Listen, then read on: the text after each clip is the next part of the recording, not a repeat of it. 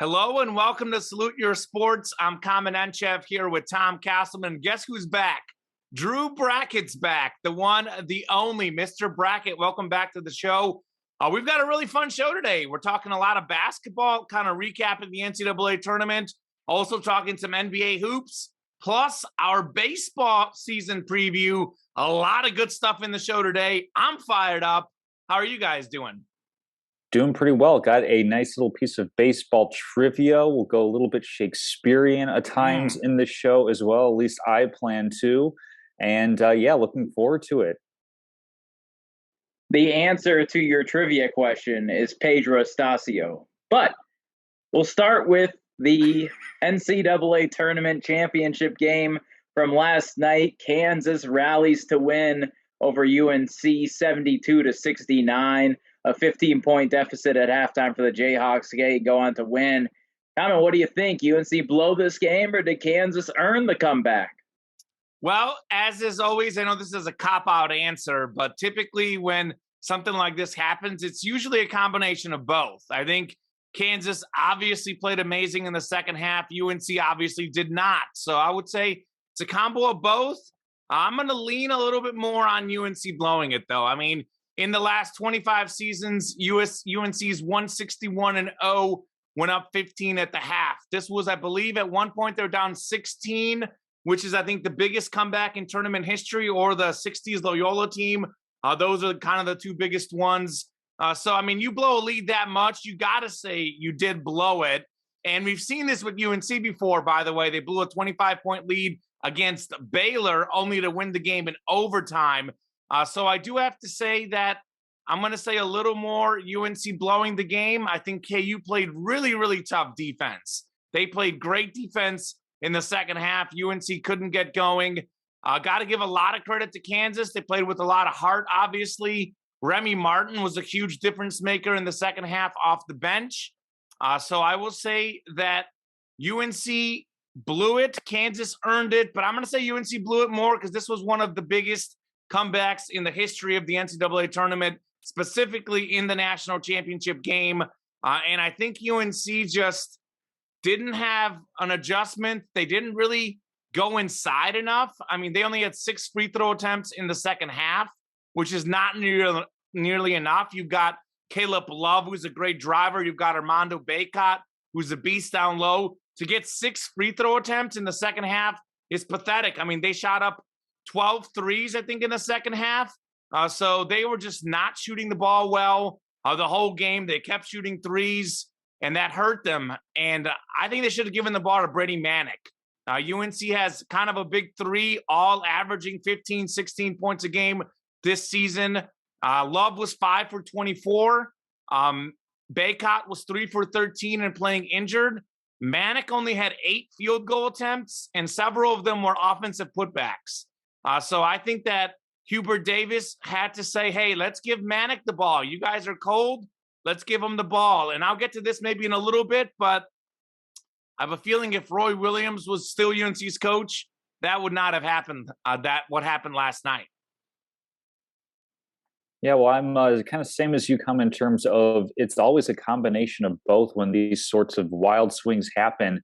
But I'm going to lean the other way. I'm going to say more that Kansas went out and earned the victory. I mean, we're looking at a little bit tongue-in-cheek here, but Bill Self definitely positioning himself right next to Jay Wright as, you know, the best couple of coaches in college basketball now, given that they that for the first championship Bill Self won. It was that saying that he had after the game: would you rather be down 15 with 20 to go or down 9 with 2 to go? They came back and they won that game against Memphis, came back and won this game. And I'm saying more Kansas because, like, Kansas started out the game pretty hot. I believe it was like a 7-0 run to begin the game.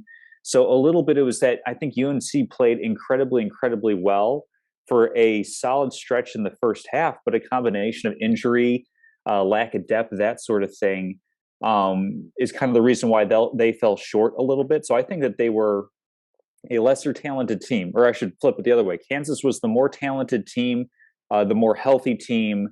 And that's why they were able to battle back and win this game and take that away from North Carolina. I think North Carolina pretty much gave it their best shot.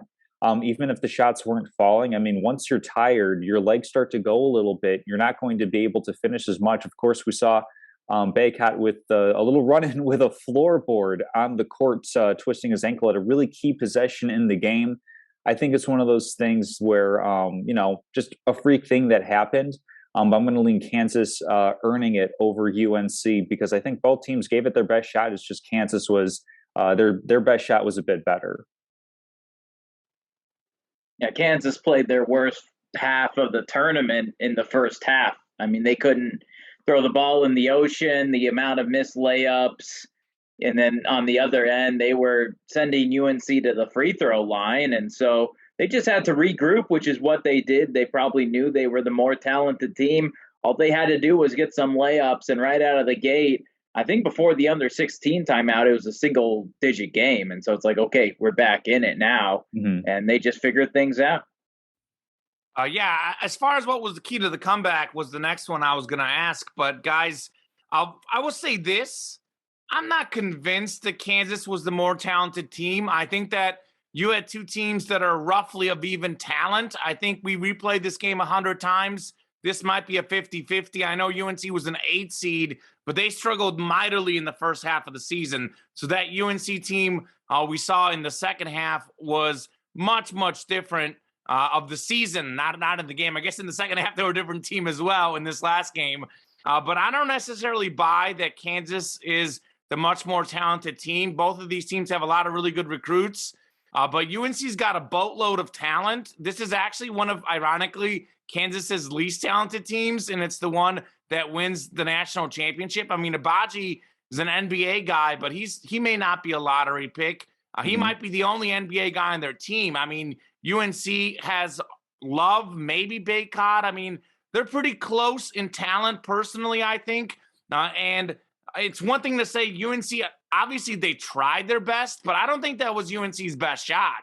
I mean, you have Baycott, who's like the ACC Player of the Year, shot 3 of 13 from the floor, a big man. You have Caleb Love, who was 5 of 24. I don't really think that was UNC's best shot. I'm not saying they didn't try. Maybe there were tired legs because of the Duke game, but I don't really think that was UNC's best shot, Tom. I think the difference in the comeback obviously was kind of what Drew hinted at. I know it's very simple, but Kansas made shots. In the first half, they shot 30%. The second half, they shot 58% from the floor. The big man McCormick was good, and Remy Martin was kind of that unheralded star. He was 4 for 4, 3 for 3 from 3, 11 points in the second half. I mean, if it wasn't for Remy Martin, they were not going to win that game. So what was the key to the comeback? Martin, the defense, and giving the ball to the big man McCormack. And to me, it was the balance. Kansas had a balanced team. They didn't really have a single superstar in the game. Their leading scorer was 15 points, but they had 5 guys who had 12 or more. So it was a total team balance. UNC seemed like they got in trouble. They were going to go to Caleb Love, and Caleb Love wasn't hitting. It was not his night. So I think them shooting a lot of threes, I think, was tough, especially there late in the game. He jacked up a 3 when they didn't need a 3 with that much time left. They could have gone to the hole, could have got some action. So I think that Kansas playing tough defense, making shots was important. But I said this earlier, UNC's 2 superstars didn't play well, and they didn't go to their third guy, Brady Manick, and they quite frankly simply didn't go inside enough. I mean, when you're not making your threes, you got to go inside. Foul trouble hurt them. I know one of their other players was in foul trouble as well. Like you said, Tom, they don't have a lot of depth, so that maybe hurt them as well. But I think that it was not UNC's best effort. I think those guys could do better if we were to replay that national championship. But unfortunately for them, it's one night, and that is how it works. Kansas showed up well that night, but UNC barely shot over 30% from the floor. I mean, it was a pathetic shooting display, and Kansas played great defense, not to take anything away from them, but you can't shoot 30%, just over 30% in a game and expect to win a national championship. It's just not going to happen. I mean, they did go inside in the first half. They shot 14 free throws. So and then they stopped. That was the comeback. They stopped doing it. Because David McCormick, he was in foul trouble in the first half, so he had to sit. You have Lightfoot, who's not as strong as him and physical. So, yeah, of course, McCormick being in the game in the second half was huge. You don't want to drive on McCormick. You're getting blocked. And so that's what happened. You still got to get him in foul trouble. He picked up his 4th foul late there. He didn't get many fouls. That was late, sure. Bacot is a guy that had to play better down low for sure. Well, give credit to McCormick. When he had 4 fouls, you saw him. He would contest and back off. I mean, it was just he was playing great defense. And one of those times it turned into a missed layup where he was there, backed off because he knew he had 4, and they got the defensive rebound. So give a lot of credit to McCormick and the defense. He was great. I'm just saying, as a team, you can't go from double-digit free throw attempts in the first half and then have 6 in the second half. Well, and I think it was more of a Kansas adjustment. It wasn't they were settling. They just couldn't get inside on McCormick anymore. Part of it was the adjustments. I agree.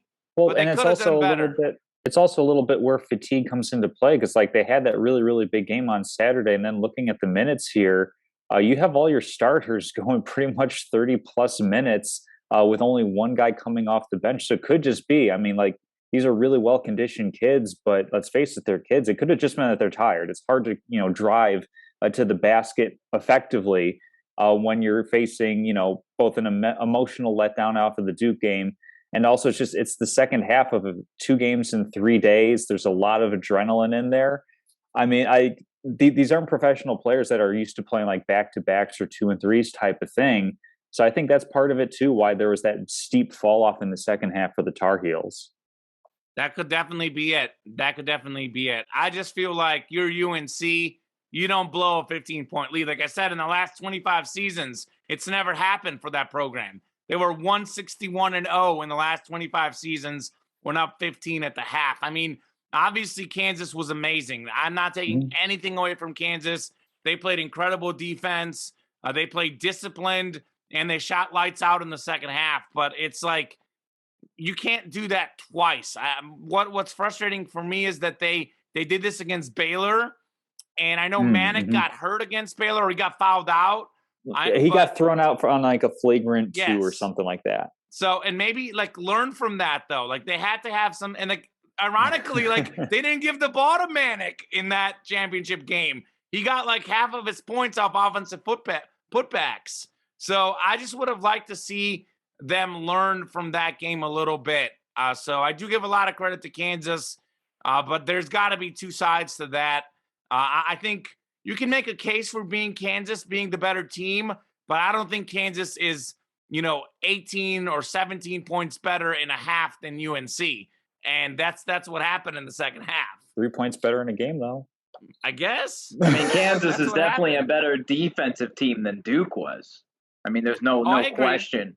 No question. And so you saw that come out in the national title game in the second half where they're like, okay, we got to tighten up on defense, and they did, and it was just turnover, missed shot, and they were scoring.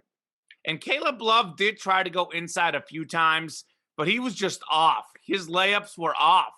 He just he had that great layup package in the Duke game, and he just didn't have it against Kansas. So, I mean, it happens. It's tough. It's tough for UNC. It's tough for those kids. It's tough for Mizzou fans, but big night for Kansas. And like it tends to happen, I know we've got all these upsets all the time, but the 1 seed, more often than not, it may not be the number 1 overall seed, but yet again, it was a 1 seed and a blue blood prevailing in the national championship. Any other thoughts, any impressions? I mean, did anything else stand out to you before we put a bow on the tournament as a whole? Probably just that, like, I know, Common, you and I had this conversation last week of like who inherits like that the best coach in the country type of thing that Coach K has done. And I think, like, tactically speaking, doing more with less, Jay Wright is definitely in the conversation. But I think Bill Self with a second title, and like the thing that I want to keep in mind with this is that the tournament is a tournament. It's inherently random. You're facing all sorts of different conditions. When you look at what he's accomplished in the Big 12, in addition to his March Madness bona fides, I mean, 16 Big 12 titles in 19 years, 9 Big 12 championships in the Big 12 tournament. I think it's still Jay Wright as the edge, but Bill Self is like right next to him. And I think you have a pretty even case 50-50 on now who is the kind of best head coach in America type of thing. Now that guys like Roy Williams, Coach K are gone, like this is kind of the new era. And it's going to be interesting to see how these guys kind of shake out. If maybe some sort of rivalry forms there. I know outside of conference, that's kind of a difficult thing to see, but that was definitely a big takeaway from the championship game itself, especially remembering, Kansas is at 2 pretty big comebacks in games where they very easily could have just folded up and gone home. And don't forget Tom Izzo. I want to say that. I know he's older. I know he won't be around very long. And don't forget Jim Boeheim either. Those guys have done a lot of great stuff. I literally forgot about Jim Boeheim, yeah. So I just want to say that. I kind of associate them with older guard, though. Yeah, older guard. I agree. But don't forget about those guys, because I think in a given tournament, those guys can coach up anybody for sure. So as far as real quickly, anything else that stood out to me, again, I said this earlier, but I thought that in a national championship, you typically look for a star to emerge. And quite frankly, Kansas didn't have that. They had, you look at their leading scores, 15, 15, like 12, 14. I mean, 5 guys in double figures, no one more than 15 points. Just an absolute balanced team effort. I think that's what stood out to me for Kansas. I mean, their leading scorer in the second half was Remy Martin, a guy coming off the bench.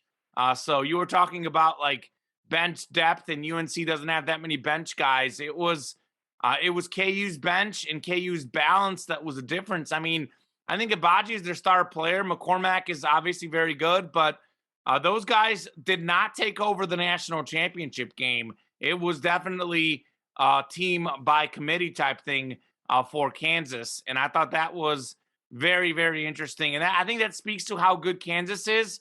I know in the past they've had a lot of really, really big-time recruits, and they've had like a superstar. But I thought it was impressive how they did this sort of by committee for the Jayhawks. Absolutely. What'd you think about the tournament overall? I thought it was a great tournament. I mean, I think there was some storylines that we don't see in the past. For the first time ever, we had St. Peter's as a 15 seed in the Elite Eight. And I thought what they did was wildly impressive because they are obviously the most poorly funded school, least funded school to ever make the Elite Eight. I'm looking at like stats out of 2019. They haven't changed much, but they don't finalize all the stats. Mm-hmm. This is their operating expenses. They had $257,000. You compare UMBC, who was a 16 seed and beat Virginia, they had $490,000. Oral Roberts, $647,000. So I mean, this school, and there was like other stats, like crazy stories and stats where, their offices would flood. The coach was barely making money. I mean, this school has like almost no resources and double less resources compared to the other Cinderella level teams. Then you compare them to the big dogs like Kentucky. I mean, there's a stat where Coach Cal makes like more than 5 times as much than the entire basketball program. Forget the head coach, like how much St. Peter's puts into their program, counting expenses, counting their head coach, counting their assistant coach. So that was a team that had no tradition, no funding, no nothing. And making the Elite Eight, I thought was really crazy. And then obviously just the storyline of Coach K and the fact that it was Duke UNC in the Final Four.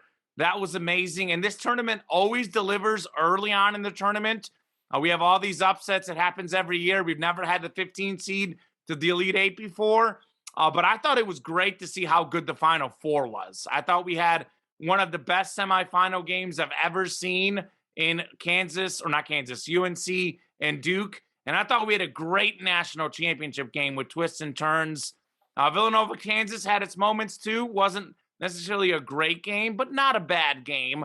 A lot of times we get to the Final Four to the national championship, the games don't live up to the hype. I know last year we had that UCLA-Gonzaga game, but the final wasn't great. Baylor-Gonzaga wasn't great. So I thought the finish of the tournament was great. Coach K's last run, Tom and I talked about this last week, top 2 coach of all time in college basketball. That was cool to see. So many great storylines, a lot of great rivalries. Definitely Coach K and St. Peter's, though, were the 2 that stood out above the rest, I thought. Absolutely. Those were the really big stories. A couple other ones that I'm looking into. I'll keep the first one short. Refs Yeah. were too big of a story, especially early on in the tournament. And I know that's usually a really tired narrative, but we saw in a number of different games where you have refs missing calls, where players getting hit on the wrist or something in the act of shooting. As a referee, that's the one thing you're looking for on a shot, particularly late in the game. I'm referencing the Iowa Richmond game where they missed that. There are a number of times where a player might step out on the end line and the referee would just miss the call. And quite frankly, that's what happens when you don't have full-time professional people doing this for all these different games. I think we kind of saw that go down as the games went on and the more experienced crews came back in. But unfortunately, early on in the tournament, refs were a bit of a story. Gonzaga coming up short. I mean, what's it going to take for that program to get over the hump where they've gotten to a national championship game and they have yet to overcome that? They've been the number 1 overall seed. They had just about everything. They had returning players with talent. Drew Timmy, Nembhard, their point guard. They had a big-time NBA prospect in Chet Holmgren, and that still wasn't enough. What is it going to take for that program to kind of prove a lot of doubters wrong? Because they're obviously a great team in the regular season, in their conference play, early season and non-conference play. They usually schedule a pretty tough docket of games for themselves. So it's going to be interesting going forward. What's going to be their answer? How are they going to adjust? And then just kind of like spinning off of, the Peacocks, of course, Shaheen Holloway staying in New Jersey as a coach. He's now with Seton Hall, where I believe he played for his college career. So another great story where we kind of see like that small Cinderella program. And it's unrealistic to kind of expect everybody to like come back and give it the old college try, pardon the pun, for a second go around. But to see, the coach leverage that into a good opportunity to return to alma mater, and for the top couple of players to enter the transfer portal with a lot of sizzle to their name. So they're going to have more opportunities as well. So a great story, not just for this tournament, but for also where these guys are going to end up in future years. Anything else common, or you want to move on to the women's tournament? Yeah, let's mention that one. I think I'm good so far on the men's March Madness. Just for me, it was just a great tournament, and it's one of those where it was just so much fun to watch. It was truly enjoyable, and you didn't know what was going to happen. So many twists and turns. I know that always happens, but it felt more like it this year than years past as well. With an 8 seed making the championship, the lowest seed tied for the lowest seed to make the championship, a 15 seed in the Elite Eight. That was the lowest seed to ever make the Elite Eight. So just a great tournament for sure. Absolutely. Well, moving on to the women's tournament in Minneapolis, the Final Four. South Carolina beat UConn in the championship Sunday night, 64-49, and the Gamecocks got off to a hot start. They just controlled the offensive glass early, and UConn just couldn't make the comeback. Common, what do you think of that game? Yeah, my impression of that game is sort of a changing of the guard, I would say. I mean, I don't think there's a clear-cut number 1 team on the ladies' side, but if I had to pick one, it's got to be South Carolina. I mean, UConn's made all these straight Final Fours, but they actually haven't won a championship since 2016. South Carolina now has won 2 titles since then, 2017 and 2022. They were a 1 seed last year, made the Final Four, lost by, I think, by 1 point maybe in the national semifinal. Then they won it this year. And Connecticut, I thought, was interesting, too, because they were previously 11-0 in national championship games. So that was the first time they've ever lost a national championship game. So for me, it's like UConn is UConn. They're always going to be great. But it was I think they won like 4 titles in a row, like 2013 to 2016 or something. And they had just a long winning streak. But the ladies' game has changed. It's not just about UConn. We had Tennessee has fallen off the pedestal. It is definitely wide open. There's so many good teams. I know the 1 seeds still dominate, but we are seeing different champions. And I think that's very interesting because now you don't know who's going to win. Because I'm so used to hearing like UConn's in the Final Four, UConn's in the championship, UConn's going to win. But that's not the case anymore. That's not the case anymore. I think South Carolina right now is the top program in the women's college hoops. Dawn Staley's done a great job as the head coach there. Boston is a beast. We'll see what happens when they lose her. But the SEC is probably the toughest conference in college basketball for the women's game, at least. And South Carolina only had 2 losses in the SEC, counting the tournament, and now they win the national championship. They're the top dog. They didn't just win it. They won by, what was the margin, 15, Drew? They completely dominated. I mean, it was throughout the game, they had no problems winning. Yeah, I'm not sure if I'm ready to say dynasty just yet. Obviously, Aaliyah Boston, a great game with a double-double. Destiny Henderson, fantastic shooting from the floor, 9 for 20, putting up, was it 25, 26 points, something like that. The reason I'm not going to say dynasty just yet is because comparing this program historically to, the ones that you mentioned, Common, Tennessee had many years of sustained success under Pat Summitt, Gino Auriemma, of course, with UConn. And then I'm blanking on Stanford's coach, but Stanford for a couple of years had a really strong program consistently. So winning 2 out of 5 titles, I mean, definitely a program that is at the top of the sport now. I think, if they win, like next year, if they win one in the next 2 years, then we can definitely say dynasty. I don't think they're dynasty, by the way, Tom. I just want to say they're currently the #1 program in college basketball. And I feel like UConn, even with the struggles the last few years, I still think of #1 program. I still think of UConn. Now in my head, #1 program, I think of South Carolina. I don't think dynasty, though. I want to make it clear that I don't think they're that great or that far ahead. But in my head, like when you think of top programs in women's hoops, it's immediately UConn. In my head now, it's like South Carolina. Yeah, by nose. No, that's definitely fair. I think the interesting thing that's going to be good to see as this kind of goes on is we've seen more and more upsets in the tournament on the women's side. Granted, it was 3 1s and a 2 in the Final Four, but in the earlier rounds, some of this not as talented programs had some significant wins going throughout. So how long is it going to be until we start seeing that creep up a little bit more toward the top of that bracket range, if it's going to be a little bit more balanced going forward? That's going to be an interesting thing to see, but I absolutely agree with you, that South Carolina is the top program for now, and we'll see how will they do next year. I mean, Boston, I believe, is coming back. Henderson's a senior, so I think that she's done. I'm not 100% sure on the eligibility, though, because I know a lot of programs are extending eligibility because of the missed 2020 season with COVID. Or postseason with COVID. Yeah, I think South Carolina is obviously the #1 team, but yeah, I mean, in the last few years, it hasn't just been a UConn win every year. Stanford won it last year. I can't remember everything else, but it's been a fairly, there's been like 5 teams that have been consistently good. So, congrats to South Carolina on the big time championship, though. For sure. All right, moving on to the NBA.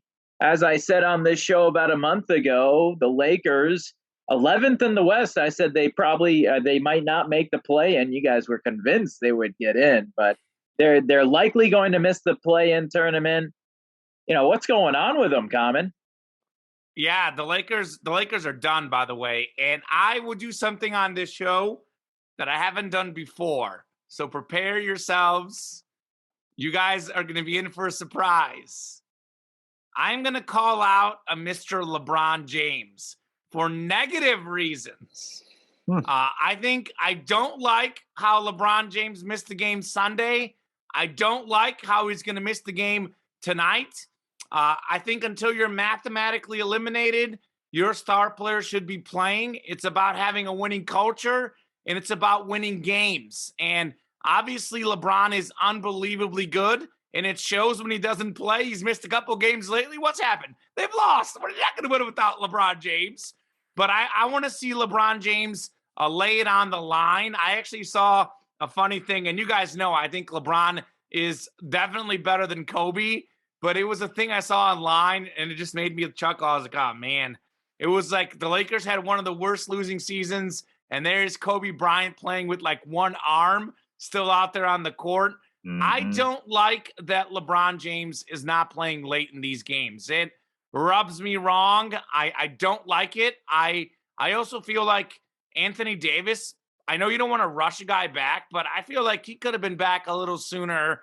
And I definitely think like if you watch LeBron in the games he has played over the last month, he's been dominant. I'm not saying there's not some injury there, but obviously it hasn't slowed him down too much. So I would like to see LeBron out there on the court. The question I phrased, it's kind of an obvious answer now that I'm thinking about it. I think the Lakers and Nets are the two most disappointing teams in the NBA. I know they've had a lot of injuries. I know Davis, I think, has only played like 40 games, about half the season this year. And the Lakers team was constructed around LeBron, Davis, and Westbrook. Obviously, they don't have great role players. So it's not surprising in the tough Western Conference that they'd be struggling without those guys, but they shouldn't be struggling this much. And the Lakers were a great defensive team last year. I don't know what happened this year. I know part of it is obviously Westbrook. He's a cancer onto every team he goes to, but their defense went from one of the best in the league to one of the worst. And it's just something that's just completely shocking, like just how bad they played defensively. Because even with all the games that are missed, the Lakers should be a top 10 team in the West. Top 10 in the West. Not talking about the league, top 10 in the West. I mean, they're 31-47. That is inexcusable. It is not right. It just doesn't work well. I think the Nets have been a disappointment as well. Just only 2 games over 500. Again, injuries there. You know, the Harden drama. But Drew, you're talking about you're not sure. You know, you said the Lakers may not make the play-in tournament. A lot of people have penciled in the Nets to get into, you know, the playoffs, but they're currently the 10 seed, and they might play like the Atlanta Hawks, who were in the Eastern Conference Finals last year. They could play the young Hornets. I mean, there's a lot of things that can happen. I'm not penciling in the Nets in the playoffs either. So I think just massively disappointing seasons. I can make a case for this Lakers team being the most disappointing team of all time. Granted, they're 2 years removed from a championship. So really, really disappointing stuff for the Lakers. And defense, yes, there's some skill to defense, but there's also some heart to defense.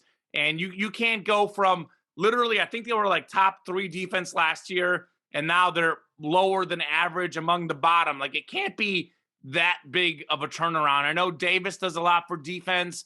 I know their roster's a little different, but it can't be that big of a change. That is not okay. And I don't think it's LeBron's fault, by the way, because you see him questioning his players. You see him diving into the stands. Like, he gets mad at them when they're not hustling for rebounds. I know a lot of times people will say that's a reflection of the coach and the leadership. But sometimes if you're not wanting to give that extra effort, no matter who tells you, you're not going to do it. And if LeBron can't get through to you, then you have some real issues. So I would definitely overhaul that Lakers roster, because it ain't it. That's for sure.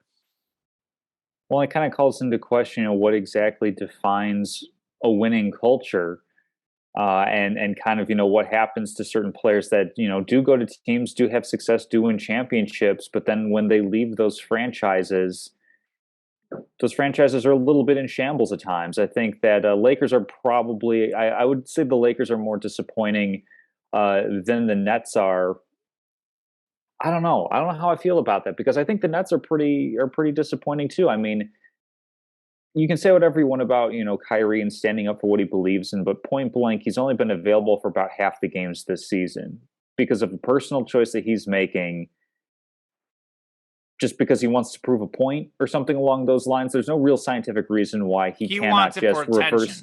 He can't just reverse his decision and be available for all the games where the Nets definitely could have used him. I mean, Kevin Durant injury, like I'll lump that with the Anthony Davis thing, where it's just like you can't really do a whole lot about that. but not great culture as far as like James Harden goes. And the reason that they traded him is he's looking around just like, hey, I'm the one who's shouldering this load, and I'm not happy here because I'm not given like deferential treatment or whatever it may be. I think going a little bit Romeo and Juliet here, pox on both their houses. I think that they're equally tied for most disappointing teams in the NBA, definitely in a long time, because the expectations were definitely for the Nets. I think a little bit less so for the Lakers, given how tough the top of the West is. But still, like, these are teams that are supposed to be the top 2, 3, at the very worst, top 4 teams in each of their conferences. And you have one of them on the outside looking in, and one of them locked into the play-in with the Nets simply because the rest of the East is so bad. So I think that's definitely, my takeaway is just very disappointing on both sides. And it kind of shows maybe super teams aren't as effective all around as we initially thought that they were. That we're looking at teams with better balance, better depth, having much, much better seasons. 2 real quick things, and I'll get Drew's take. I just want to respond to those. First off, I think super teams could be the answer if you're healthy. And I think we've had a lot of the super teams in the years past, like when the Warriors were healthy, they won. When the Heat were healthy with LeBron, Wade, and Bosh, they won. What happened when Bosh and Wade started getting hurt? The Heat stopped winning, and then they won lost against a more balanced Spurs team. We had Shaq and Kobe dominating, but, when those guys got hurt and had their issues, they weren't dominating. We had the same issue with the Celtics. They won, but then they got older. Then they weren't dominating. And then the Warriors, obviously, in the finals against the Raptors, when Clay and Durant got hurt, then they were toast. So I think the super teams can work if you're healthy, but it's just the way they're designed. So many of these super teams, one injury can demolish you. And that's what we're seeing. So when you're constructing a super team, just have a plan B, maybe have some other really, really good guys possibly waiting in the wings. I know that's hard to do when you pay a lot of money for a star, but you got to have a plan B, and these super teams simply don't have them. And I'd also challenge Tom. I know you said top 3, 4 in each conference, but I think, like, you look at LeBron James and Kevin Durant, and I think Curry is definitely in this conversation, and I think is underrated when it comes to this conversation. But if you ask most basketball minds in the last 10 years, who are the 2 best players in the game, it's LeBron and Durant. And now they have great players around them. The expectation for the Nets and Lakers isn't just a top 4 team. It's championship or bust. That's what it is. That's literally when you put together the big 3 with the Nets, and when you paired LeBron and Davis, now you bring Westbrook over, it's championship or bust. And the fact that those teams can't even get in the top 8 in their own conference, that's pretty bad. Yeah, I just meant as far as like the standings at the end of the season. Sure. Because we know like that doesn't matter nearly as much as playoff performance. But right, but if you get the 7-8 seed, sure, you can win, but has that ever happened before? Because that's something to think about. Like, if the Nets do get in as a 7-8 seed, kind of like the Lakers, last year, they got in, I think, as a 7-8 seed, and they lost right away. It just makes it so hard for yourself if you're, behind the ball that much. Yeah, I think both teams are clearly struggling, and we'll see if the Nets can make a run out of that play-in game, and we'll see if the Lakers can find their way into the play-in game. They need some help from the Spurs and the Pelicans. Yeah, Lakers aren't getting in, by the way. They don't have the tiebreaker against the Spurs. They're not eliminated. Not yet, but they have to basically win out, and the Spurs have to lose out. And they played the Suns tonight, and LeBron's not playing tonight. So that is going to be like a massacre. Mr. Availability, Mr. Russell Westbrook. He's played in 77 games so far. Yeah, he's going to have to carry him. About 77,000 shots. He'll carry him 40-something% from the field. He's doing pretty all right at this point in his career. Yikes. I wonder if the Lakers-Suns game will make locks of the week. Who knows? Oh, I got to think about that. I don't have that, but maybe I should. Maybe you should. I can tell you the Bulls will make locks of the week for the wrong reasons. Oh, my. Yeah, it makes sense. Yeah. Wow. Okay. Interesting. One more NBA topic, Drew, before we get to the MLB. Sure. What's a team that you don't want to face if you are in the East there? The Nets, obvious answer, but that 7-10 range, Shaman, who don't you want to face? Yeah, I think the East 7-10 range is really interesting. I do think the West also, the Pelicans are playing much better the second half of the season. And Zion Williamson supposedly going to make a comeback. Just keep that in mind. Keep that in mind. But obviously, I think the Western Conference teams there in that play-in range are not as good. I know we'll see what happens with Kawhi Leonard, Paul George too. But I would say the Nets, I know, are the obvious answer. But I think the Atlanta Hawks are a dangerous team. That is one that you don't want to sleep on. They've won 5 straight. They're 7-3 in their last 10. Trae Young is actually having the best season of his career. He has upped his field goal percentages, both from the field and from threes. He's upped his assists. He's never been a better overall player than he is right now. So I think Atlanta's dangerous. I mean, this is a team that was in the Eastern Conference Finals last year. And, the age-old saying is, how are you playing at the end of the season? Well, Atlanta's had a lot of issues this year, but they're playing great at the end of the season. They just beat the Nets, by the way, with Durant and Kyrie playing. So keep that in mind. That literally happened on Saturday while everyone was watching the March Madness in April or whatever, since it's the Final Four. There was some NBA action going on, and Atlanta just clobbered the Nets. So I would argue with you. I would argue that the Hawks are just as dangerous as the Nets because the Nets don't play defense. Like, I know they have Durant and Kyrie, but guess what? If Durant and Kyrie are cold and you don't play defense, you're going to lose. And those guys do get to the hoop. Maybe they can get to it a little more. I know Kyrie's great at finishing near the lane, but they don't really have a big man. And there's still more so perimeter players. And you can go cold in a series. But if you can't defend, then you can't get easy buckets down low. If in a given series or in a given game, a play-in tournament game, God forbid Kyrie or Durant isn't hitting, they can lose. They can lose easily. So, I think Atlanta and the Nets are my 2 picks to get into the 7-8 slots. But those 2 teams are dangerous. If they end up playing each other in the first game, though, one of them could be out possibly. We'll see. Absolutely. I think the Nets are a pretty dangerous team. One team that I'm looking out for, and I'm not going to pick them for an upset simply because of their likely matchup, but the Minnesota Timberwolves, you want to talk about playing well lately. Halfway through the season, they were sitting at 20-21. Since then, they've been 25-13, and they have a plus 3-point differential, which basically just means like they're having sustained success against all teams and putting it together on both ends of the court. So you look at Karl Anthony Towns this season, he's had Anthony Edwards, a great scorer.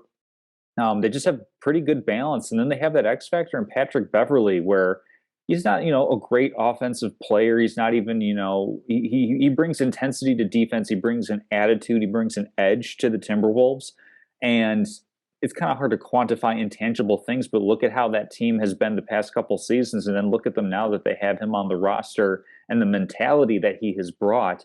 I think that if they were going up against any other team besides Phoenix and Memphis, that they'd be giving a pretty scary run to a lot of teams in the Western Conference. I think there's still a shot that Minnesota could end up in the 6th spot. I think they're a game and a half back of Utah, so not super likely that'll happen. But that's definitely a scary team, and it's going to be a great matchup for whomever they're facing in the playoffs this year. And they have one of the most underrated players in the game because of some of his off-field antics.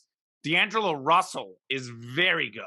Mm-hmm. Talk about big threes. Karl Anthony Towns, Anthony Edwards, D'Angelo Russell. That right there is probably the most underrated big 3 in recent memory, and they're all young. And Anthony Edwards, only going to get better. And Karl Anthony Towns, already getting better. I mean, the dude was pretty much just a post player in college at Kentucky. He's out there winning the NBA 3-point shooting contest. So, Tom, got to definitely agree with you on Minnesota, for sure. Yeah, totally agree on Minnesota. And then, as you watch out for the Cavaliers, I know they've kind of fallen, but they were near the top of the East at one point this season. Yeah, so were the Bulls. They've fallen even worse. The Cavs have had injuries, true. They've had some injuries. They're a little bit banged up right now. We'll see what happens with Cleveland, but that obviously is a solid team for sure. All right, moving on to baseball, guys. Opening day is Thursday, I think. Yep. In a couple days. Got the Sox hoodie on. Love it. Tom's got the White Sox injuries over there. We'll have maybe an injury report coming up. A lot of them. Yeah. Well, let's do the season preview. We'll start with awards because that's what we do here. Right. MVP, AL MVP, Common, who you got? Yeah, so this AL MVP pick is going to set the tone for a lot of my surprise picks. I know normally you guys are used to me rolling out the favorites, and I will with the Dodgers, but I do have a surprise pick out of the American League. So I'm all aboard the Blue Jays bandwagon and the Vlad Guerrero Jr. bandwagon specifically. Vlad Guerrero Jr., by the way, finished second in the MVP voting last year because Shohei Ohtani did pitching and hitting. Vlad Guerrero Jr. is flat out the best hitter in baseball without question. Now, can Ohtani win back-to-back? Absolutely. But you guys know how hard it is to win back-to-back MVPs. You really got to earn it. I think Mike Trout coming back on his own team can challenge him. And I also think that Ohtani's known for injuries. He could get hurt. He could miss some time. So I'm going to go with Vlad Guerrero Jr. He was second in the MVP voting, like I said, last year, had the most home runs last year in the majors, led the league in on-base percentage, OPS, slugging percentage, runs, total bases. He hit over 300. I mean, he probably had the single greatest non-MVP season in the history of baseball. So, and how about this? He plays on a good team. He plays on a young team. The hitters around them are only going to get better. They added Matt Chapman to that lineup. They added Gosman to the rotation. I mean, Blue Jays are going to be a better squad, period, this year. And they were already really good last year, more than 90 wins. So Vlad Guerrero Jr. is going to be my American League MVP pick. Yeah, I think I pick this guy just about every other year, and health is always what derails him. I'm going with Mike Trout as pretty much the best overall player in baseball. Plays great defense when he's healthy, so I'm going to count on Mike Trout. He's had like some weird injuries over the past couple of seasons, but when he plays, he is still an amazing, phenomenal, outstanding player, both in the field and at the plate. So give me Mike Trout as an MVP on a playoff-bound Angels team. Ooh. All right. I mean, they expanded the playoffs, so like that's the caveat. But have you seen the American League East? We'll have that in a little bit. My goodness. Mm-hmm. Yeah, I got Mike Trout as well, AL MVP. How about NL MVP? I'm rolling with Fernando Tatis Jr. here. I mean, he could have been the NL MVP last year if he stayed healthy. 42 home runs in just 130 games last year. Actually led the National League in home runs last year, despite missing more than 30 games. I think Manny Machado's there in the lineup to help him out, makes it harder to pitch around them. And I look at the Padres, they're going to have a bounce back here. I mean, they were a wild card team 2 years ago, really a popular team to make a run this last season, and they completely folded the second half of the season. But I do think the Giants will take a step back with losing Chris Bryant, Kevin Gosman. Still might make the playoffs because of the expansion, but I like the Padres as a solid wild card team. And Fernando Tatis Jr., I mean, talk about guys who can do everything. He could be the face of baseball. I think he's really, really exciting. He suffered a fractured wrist in the off season. He's going to be out about 3 months this year. 3 months? Yeah. Did I completely miss that, Fernando Tatis? I'm looking. I thought he's coming back sooner. March 16 of this year, so maybe it's like only 2 months now that it's been a bit from the article. But he definitely fractured his wrist and had surgery. That's all right. I like Tatis anyways. Anyway, okay. He led the league in home runs last year in the National League, despite missing that time. I think he's a good pick for me. I'll say this: if we're gonna not talk Tatis Jr., maybe Manny Machado, his teammate. I think Machado's gonna have a big season. I'm looking for a bounce back year for the Padres. I must have completely missed that. I feel like I saw that and I thought it was shorter. I haven't looked up the injury update, but that's a good point, Tom. It'll be tough, but he can still get there in missing 30 games. Maybe he led the league in home runs last year. But I do like Manny Machado. And here's another one. Here's a little outside pick for you. How about Max Scherzer? I think he's going to have a phenomenal season for the Mets as a new ace, along with DeGrom, who has injury issues, may not pitch as much. Max Scherzer is going to have a big season. I know we had Clayton Kershaw winning the Cy Young as a pitcher. Mad Max could do it, and the Apple in the spotlight. So that's an outside MVP favorite for the NL. For me in the NL, I kind of like Juan Soto. I know it's going favorite on this one, but I think that he's going to have an outstanding season, and I just don't know who the other contenders are looking at least some of the betting odds on this. I mean, Ronald Acuna Jr., he's coming back from an injury. He's going to be eased in as the season progresses. Bryce Harper won MVP last year, I believe. So he could certainly do it again, but I think Soto's going to probably have that. Tatis still a good pick. I'm looking at the betting odds now. Fernando Tatis is the 5th favorite at plus 1,000 to win MVP. But I'm going to go with Juan Soto. He's not really he doesn't have a lot of protection in the lineup, so it's not like he's going to be splitting votes the way somebody like Freddie Freeman or Mookie Betts might on the Dodgers. I think he's just going to rake all season long, a little bit under the radar because Washington's not especially good. But I think that Juan Soto is going to be MVP out of the NL this year.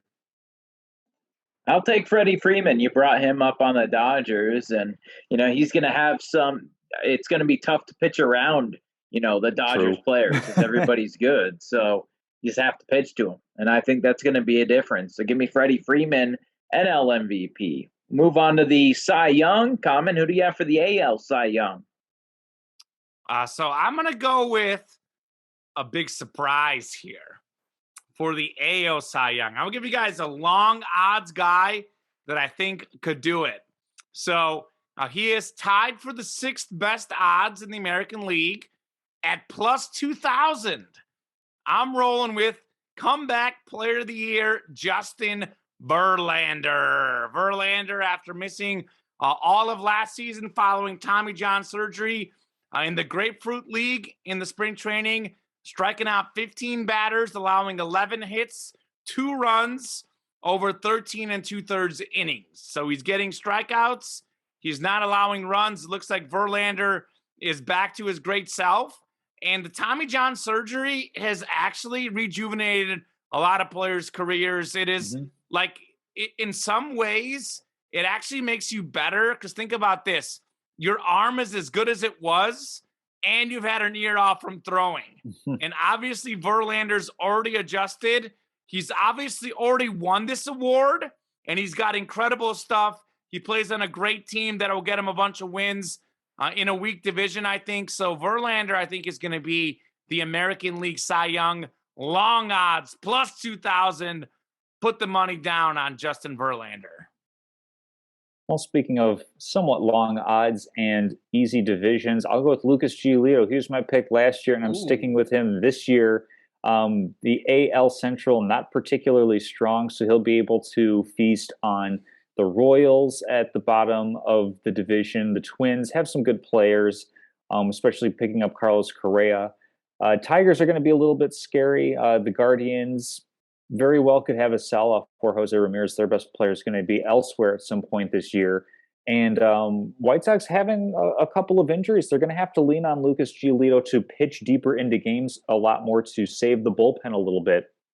Lance Lynn missing the first, I think 6 to 8 weeks of the season for them in the rotation. So they'll be leaning on Lucas Giolito a little bit more. And he's coming off of a near arbitration meeting with the Chicago White Sox. He knows that he needs to pitch as well as he can to get max value as he's getting later on in his arbitration years. Maybe hopefully gets an extension to stay on the South Side. He's expressed some interest in that. So I think he's going to pitch exceptionally well this year, and I think well enough to get the Cy Young in the AL Central. Oh, how about that? Going with the AL Central guy. I'll head over to the AL East for the Blue Jays. Jose Barrios is my pick for the AL Cy Young. He's a great pitcher. Great pitcher. Absolutely. Moving I like to the Blue NL. Jays, man. The Blue Jays are a squad this year. Absolutely. Who do you have in the NL Cy Young race? Well, obviously, you just heard the last segment, long shot MVP. I'm definitely going Mizzou's Max Scherzer, Mad Max, at plus 500 is the favorite. But you look at the last 7 to 8 years, he's been the best pitcher in baseball. Clayton Kershaw has taken a step back the last couple of years. I think Max Scherzer right now is consistently the best pitcher in the game. It doesn't mean he's going to be the best every season, but he was amazing last year too, despite having some injuries. He was under 2 ERA during the Dodgers, and he's already won this award 3 times. So Scherzer and Kershaw, the active pitcher with 3 Cy Youngs. No other active pitchers have more. He's got the best stuff. He's got a great fastball, wicked slider, so much movement on his pitches. He is literally unhittable at times. And this goes in his favor. You guys know how, they don't like to give out the award to the same guy all the time. Despite finishing as one of the finalists multiple times, he actually has not won this award since 2017. So I think that bodes well in his favor. I think the Mets are going to have a good season this year. I think he's going to have that spotlight of the Big Apple. It's going to help out his chances. I like Mizzou's Max Scherzer winning the National League Cy Young.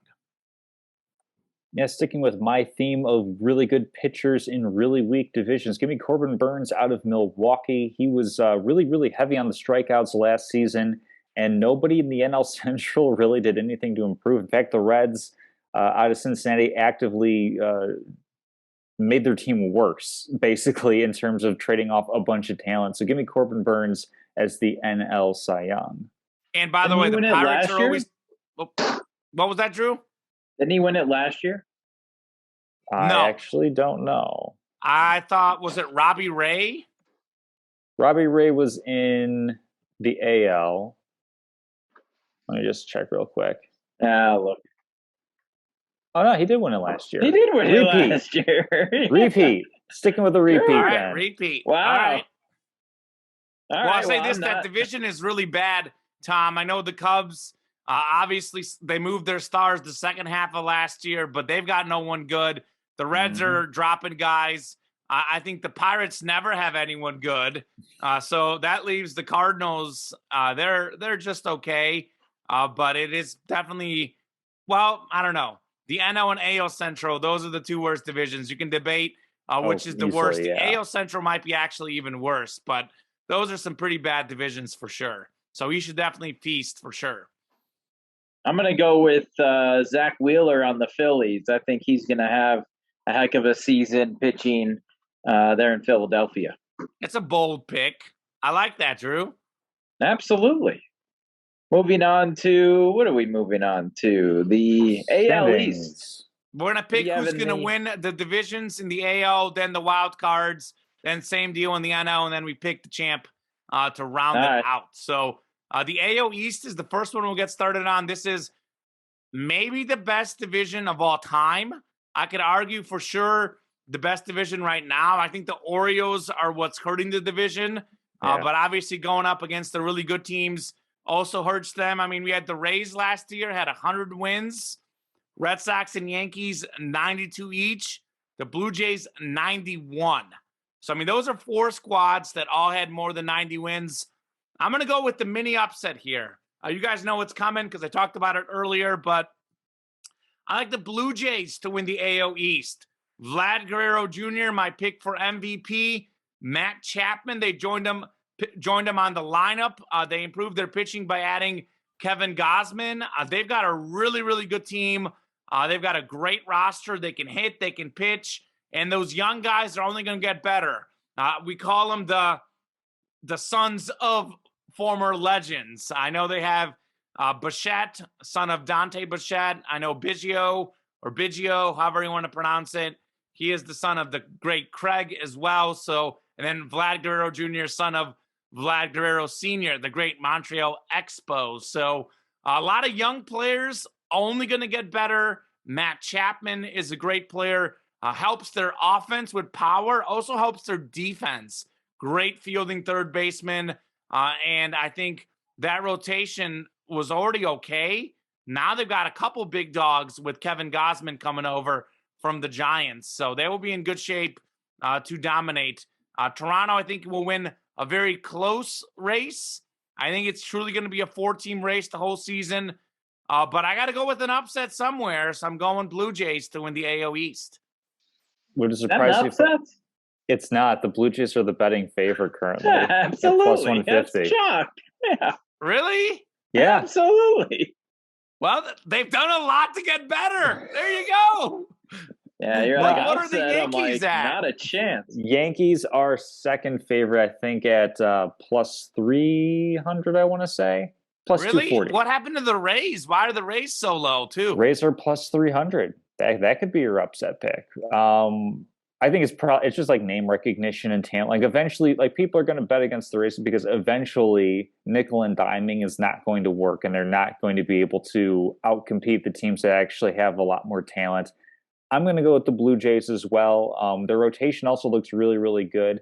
Lost Robbie Ray to the Seattle Mariners, but picked up Kevin Gausman. Drew already mentioned Jose Barrios, fantastic pitcher. Hyunjin Ryu from the Dodgers signed a couple years back. They have a lot of good depth in the rotation, so I like the Blue Jays coming out of the AL East. Yeah, I like the Blue Jays as well. AL West, comment, who do you have? I think this is all about the Astros. I mean, I know they're losing Carlos Correa, but that lineup is so stacked. I mean, Altuve, Kyle Tucker. They've got so many good players. Their rotation is also really good. I would argue this. Carlos Correa is a huge loss, but their lineup was already the best in baseball. Adding Justin Verlander to their rotation is going to take him next level. I actually think Verlander might be more valuable than Correa, given the success he's had for them in the past, given what he's done in the postseason. So the Astros, I think, are the clear pick there. You look at the Mariners last year, were the most overachieving team in baseball history, probably. I mean, they won 90 games, but they had like minus 51 or something like that, a negative run differential. The A's have like unloaded like most of their team, it feels like. They're in rebuilding mode. I think the Rangers could be a little bit dangerous, adding Corey Seager. That was a huge addition for them. I do think the Angels, obviously, if they can get Ohtani and Trout healthy, they'll be in contention. But, I mean, two players don't win you anything in baseball. It's about roster depth, and I'm still not too sure who else the Angels have that can be actually good. So the Astros, to me, are the clear favorite. They've sort of been the class of the American League. If you look at the last 5 years, I mean, it's the Dodgers are top dog in the NL. The Astros are top dog in the AL. Obviously, it's baseball. You're not going to make the World Series every year. But consistently, those have been the two best teams in baseball. And, you know, obviously a lot of us are upset with the Astros with their cheating.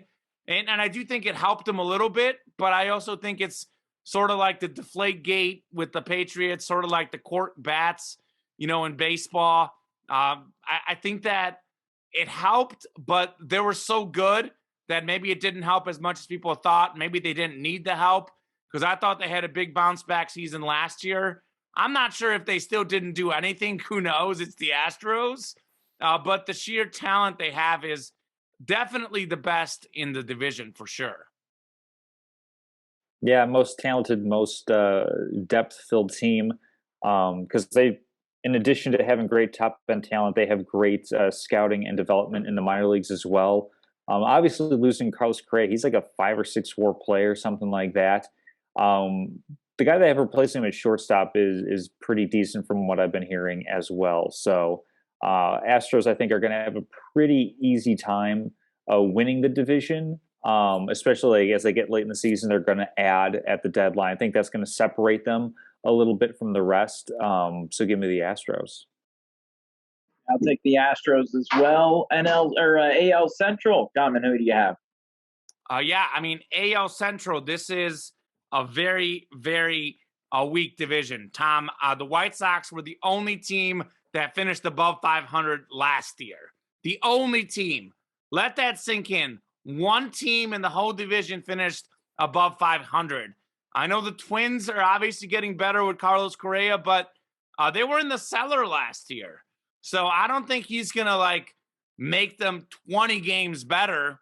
I mean, I really don't think that one player makes a team 20 games better in baseball.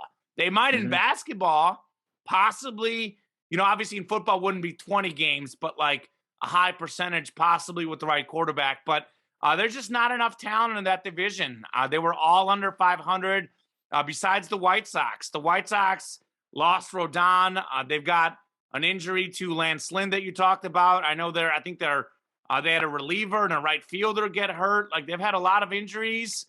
I think they may not be quite at that World Series level that we want them as Chicago fans, Tom. But I think they're definitely still the class of the division. Young, talented players, got a great lineup. They do have Giolito, who, while I wouldn't pick him as the AL Cy Young, I do think he's going to have a great season at the top of that rotation. So White Sox, clearly the best team in a horrific division. I'm inclined to say the same thing. They're going to have to figure out the pitching at some point as far as building up some of that depth and some of that talent, because I'm not willing to sleep on some of these teams as much as everyone else is. I mean, the Twins adding Correa definitely makes them a bit dangerous. Byron Buxton is a really, really good center fielder. They have some pieces, but the team that I have my eye on as a bit of an upstart is the Detroit Tigers. Now, I'm not going to pick them to win the division, but Common, you mentioned only one team had a plus 500 record last season in the AL Central. I think we're going to have at least two with the Tigers. I mean, bringing in Javier Baez is definitely significant. And they have some really, really good young talents, particularly at first base with Spencer Torkelson. And they still have Miguel Cabrera, who, he's pretty much just a bat at this point in his career, but he's also a leader. He's a guy that a lot of people looked up to, both, Latin and non-Latin players. He's a fan favorite, and, he's won on multiple levels. He's been a fantastic, fantastic hitter. So I think that Tigers are going to be a dangerous team. I'll take the White Sox, but I'm definitely nervous about Detroit because the White Sox have a great lineup, but a lack of pitching depth kind of leaves me thinking they could be a bit vulnerable. They haven't done enough to really solidify themselves. Spencer, what was his last name? Torkelson. Is he not one of the very, very best young players in baseball? He's being heralded a top as prospect, a future legend in the game. Mm-hmm. Yeah, he's going to be a full-time player for them this year, and then I know they have a couple other young guys, especially on the pitching. I think Riley Green is a big name in their system. Not super duper. Yes, that's the other one, Riley Green. Yep.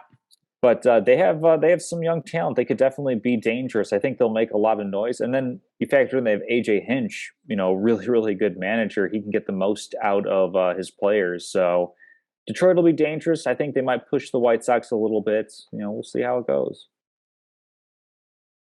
Yeah, I'll take the White Sox to win the AL Central as well. How about the wild cards in the AL? Yeah, so Tom, you talked about this last week. For the viewers maybe that are not aware of this, maybe Drew's not aware of this, we have 3 wild cards now in each league. 3 wild cards. So we're up to 12 playoff teams in baseball. So this will be fun. So I'm going to pick, since I picked the Blue Jays to win the AL East, I think the obvious wild card pick would be the Rays. I know, like you said, Tom, who knows how long their nickel and diming is going to work, but they had the most wins in the American League last year. I find it hard to believe that they won't make the playoffs. They were a World Series team a couple years ago. That's a really, really good ball club. So with the extension of an extra wild card team, I would be shocked that the Rays don't get there. Second pick, I think this is another one that's pretty easy. The Yankees. I know they're the name recognition, but they've got a lot of great players. I mean, Garrett Cole on the mound, Aaron Judge at the plate.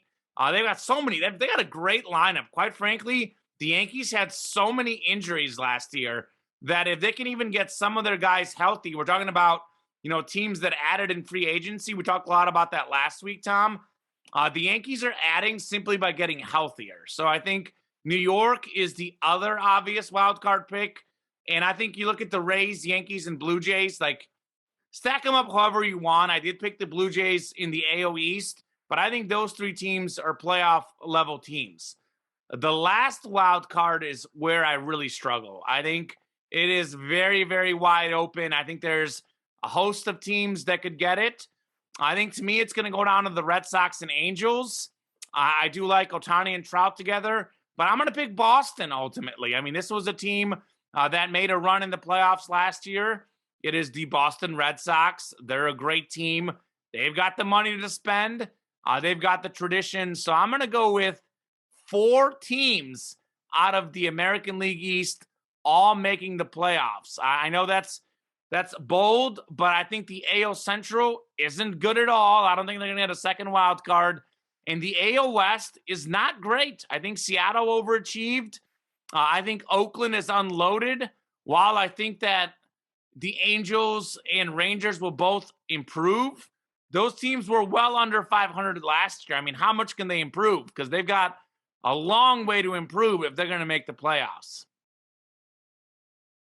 Interesting. Okay, so I'm going to agree with you on the Rays for sure. They simply have a system that works in the regular season that allows them to win a lot of games because it's a grind of a season. So having a lot of depth that you can rely upon throughout the year is definitely going to help you win games and push you up in the standings. And then I don't know. I feel like having fun. Let's go Angels and Mariners to round out the wild cards. I think Mike Trout being healthy, that they'll go ahead and win out West in LA, finally get him into a playoff series. And then the Mariners did overachieve, had a negative run differential, but adding Eugenio Suarez, they added Robbie Ray to the starting rotation. I think they'll have enough balance as well out West. So I'm going to take 2 teams out of the West and 1 out of the East. Probably not going to happen, but, Sure. I mean, 4 American League East teams may not happen, but I feel really, really good about 3 of them for sure. You're sleeping on the Yankees. We'll see. I know they have Garrett Cole. I'm not a super huge fan of their pitching, and their lineup proved last year to be a little bit too like boom or bust. Like when they were on, but they didn't really have a lot of balance for the times that they weren't all on and clicking on all cylinders. Plus, the thing to keep in mind is that they do have, and this is true in Boston as well, a couple of their bigger players are not vaccinated, and Anthony Canada Rizzo is not going to allow players to enter. So when they go on the road to face Toronto, those could be some crucial games wild card wise if you're not bringing all your best players because they're refusing to get a little shot. Unfortunate. Well, with the AL wild cards, I'll take the Yankees, the Rays, and the Angels. Okay. All right, moving on to the NL. NL East, who do you have, Common? So I'm rolling with the Braves here, the defending World Series champs, defending division champs.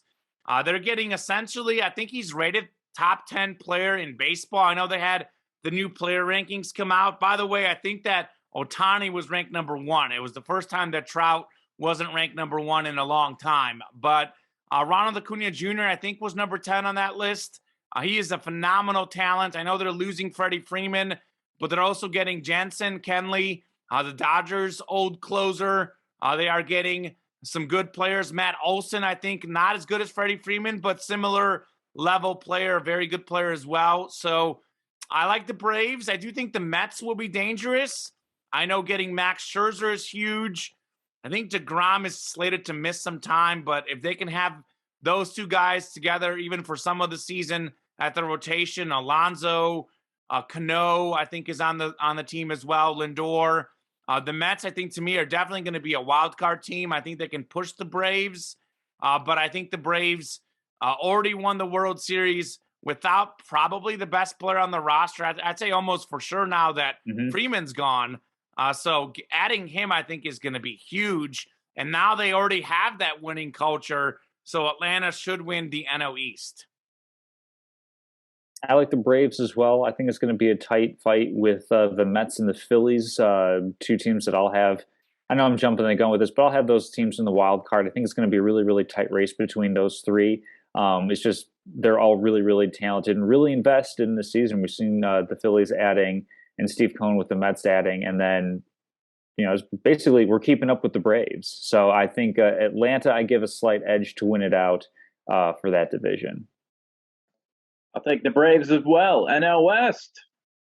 NL West, I think, is the Dodgers this year. Yeah. I think that, they've won this division so much over the years. They were bound to not win it last year. They finished one game back of the Giants despite an array of injuries. I mean, they had so many injuries last year. And you look at the Giants got worse. They lost Kevin Gausman at the top of their rotation. They lost Chris Bryant at third base. I know he played some outfield as well, but the Giants are getting worse. I do think the Padres are going to bounce back, but not enough to the point to threaten the Dodgers. I mean, we've got 4 former MVPs on that team, which tied the record for the most ever. Freeman, who they got in free agency. I know they lost Seager, but they added Freeman. They've got Mookie Betts.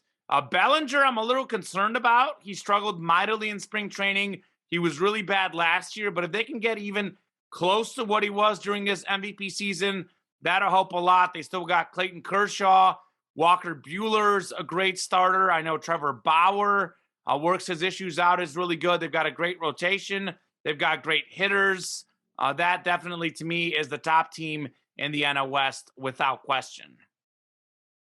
I'll go Dodgers as well. If it's a shame if the Padres had a healthy Fernando Tatis, I might be going with a little bit of an upset pick there, but Dodgers are just too deep, too talented with that lineup. I'll take the Dodgers as well. How about the NL Central? So this is the other really bad division besides the AL Central. I think this is obviously a 2-team race. I think this is one that could go down to the last week of the season. Cubs traded away their whole team. Reds have gotten rid of a lot of guys. The Pirates are currently, I don't know if they had the worst record last year, but you look at the last few seasons, they are probably the worst team in baseball. The Pittsburgh Pirates. The Pirates. Losing my mind there, but yeah. So it's a pretty bad division. I think that it's between Milwaukee and St. Louis. I think that Milwaukee doesn't hit very well, but they do have great pitchers. I'm going to go with, and I don't know what the odds are. I didn't look up the odds for divisions. I thought I was picking an upset with the Blue Jays, but I guess I wasn't. I looked at odds for MVP favorites, but I'm guessing, are the Brewers the favorite or the Cardinals the favorite? Brewers are the favorite? Yeah, Brewers are minus money. I think Cardinals are like +2 something. All right, so yeah, I'm going to go with an upset then. I'm going to go with the Cardinals here. Looking for a little storybook for them. Yadier Molina, Adam Wainwright, Albert Pujols could be a last run for those guys. Goldschmidt, I like. They've got a really good winning organization. It is hard to win the division back-to-back years. I think the Brewers could certainly do it, but I'm going to go with the mini upset and pick the Cardinals coming out of the Central. Now I'll go with the reigning Central champs. Give me Milwaukee. Devin Williams back healthy out of the bullpen. They have a lockdown back end to go with some really, really good starting pitching. They'll find a way to hit enough to score. They're going to rely on pitching and defense this year. Yeah, I'm going to go with the Brewers as well. How about the NL wildcards? So the one I really like is the Padres. Fernando Tatis might miss some time, but I think he's a phenomenal player. Manny Machado's really good. They just simply underachieved last year. 2 years ago, they were one of the best teams in baseball. There was a lot of hype around them, and it just didn't work out last year. But that's a really solid San Diego squad. Give me them to get a wild card spot. Then I really like the Mets. I mentioned this earlier, but I know DeGrom might miss some time, but Scherzer in the rotation is huge. And I do think that they've got a good lineup. Lindor, Cano, Alonso, those guys can all hit for power for sure. Really, really good team. The Mets, excuse me. So I got them as a wild card. And then my third and final wild card is very, very tough. I look at this is going to go down to several teams. First off, I think it's whoever loses the NL Central. I know I went with the upset with the Cardinals. It may very well be the Cardinals in the wild card race. It'll be the Mets, Cardinals, and Giants. I think those are the three teams that will be close. Giants obviously had the most wins in baseball last year. They have lost a lot of guys, and the Giants are a weird organization. They're like one of those that goes from a phenomenal season to a terrible season, kind of like the Red Sox, by the way. They do that as well. I know they had those like even years they would win the World Series and not even like make the playoffs the other year. Just very weird, some of the stuff that's going on in San Francisco. I originally actually had San Francisco written down on my notes, but I'm going to audible here. I'm going to pick the Brewers to make the final wild card spot. Absolutely great starting pitching for Milwaukee, a great closer as well, even though I don't like him off the field. I don't know how much he's matured since some of the stuff he tweeted years ago, but I'm not the biggest fan of Mr. Hater, but I do think maybe I'm a hater of hater. Get it? Ha ha ha. Very funny. Thinking that. But I'll take the Brewers to get the wild card, Mets and Padres. But look out for the Giants and possibly the Cardinals if they don't win the Central. Yeah, I think it's pretty cut and dry for me. I don't really have a lot of confidence in St. Louis or in San Francisco. So give me Padres, give me the Mets, give me the Phillies to round out the wild card for the NL. I'll take the Mets, Giants, and Padres to round out that wild card. All right, cool. World Series, who do you have? All right, so who are the betting favorites? I spent all this time looking at MVP and Cy Young betting favorites that I didn't look at the team favorites. I know the Dodgers have to be first. Who's the favorite out of the American League? I believe the favorite out of the American League is going to be Toronto. So outright, so the top two favorites we have in order. So we have LA, the Dodgers, we've got the Blue Jays, followed by Astros, Mets, and Yankees. That's your top five, with White Sox and Braves just behind. Wow. Well, I thought he dug up some crazy research for this one. I know. I spent time researching, and I honestly looked at a lot of the odds, literally for the players. I did not realize that the Blue Jays were getting so much love. Here I was thinking that I was going to go upset with the Blue Jays. And I'm going to revert back to chalk. I'm going chalk too. I'm going chalk too. I hate this, but I'm going to go with whatever I have in my notes because that's my gut feeling on the Blue Jays, man. I like adding Matt Chapman, Gosman to the rotation. I love Vlad Guerrero Jr. I think he's going to have a historic season this year. I like their young talent. I like what Toronto's doing. Give me the Blue Jays to make the World Series. And then I got the Dodgers making it. We talked about the 4 former MVPs on the roster, many Cy Young level pitchers. I mean, they got about 3 or 4 deep that are really, really good. A great manager as well. I like the Dodgers. I know it's hard, to always win. So, it's baseball. The Braves had the worst record of any playoff team last year and won it all. So we'll probably be completely wrong, but I'll go with chalk, apparently. Dodgers over Blue Jays. Oh, I hate it. But that's what I'll go with.